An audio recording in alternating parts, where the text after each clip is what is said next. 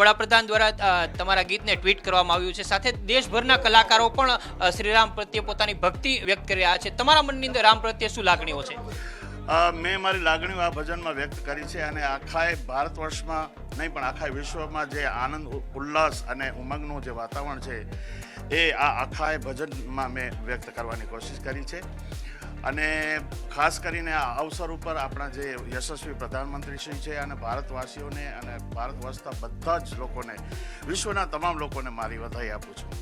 ઉસ્માનભાઈ, બીજું પૂછવાનું છે, આમ તો તમે ભજન ગાઓ છો, સોમનાથ દાદાના ઘણા ભજન ગાયા છે, પરંતુ રામને લઈને તમારા મનની અંદર કંઈક અલગ ભાવનામાં જોવા મળી રહી છે. આખા આ ગીતની કડીમાં વિશેષ શબ્દો શું છે? કારણ કે બધું જ તમે કમ્પોઝ કર્યું છે, ગાયક પણ તમે છો, લખ્યું પણ તમે છે. જી બિલકુલ.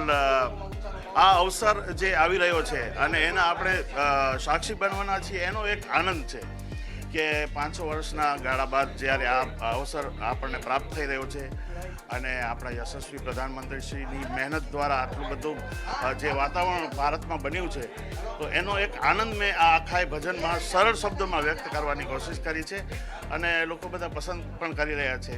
જ્યારે યશસ્વી પ્રધાનમંત્રીશ્રીએ શેર કર્યું એના બાદ આ ભજનને વધારે લોકો પસંદ કરી રહ્યા છે. ફરી એક વખત તમારા દર્શકો માટે, ખાસ કરીને સંદેશ માટે આ ગીતની કડીઓ લલકારી. રામજી પધારે શ્રી રામજી પધારે, રામજી પધારે શ્રી રામજી પધારે, દેખો અવધ નગરિયા में રામજી પધારે, દેખો સુંદર નગરિયા में રામજી પધારે. અવધમાં રામ પધારી રહ્યા છે અને તેને આવકારવા માટે સમગ્ર ભારત, સમગ્ર જન છે તે રામમય બની રહ્યા છે. અને આ હતા ઓસ્માન મીર. તેમનું કહેવું છે કે રામ ભારતની આસ્થા સાથે જોડાયેલા છે અને વડાપ્રધાનનું ટ્વીટ છે એ પણ આ જ કહી રહ્યું છે.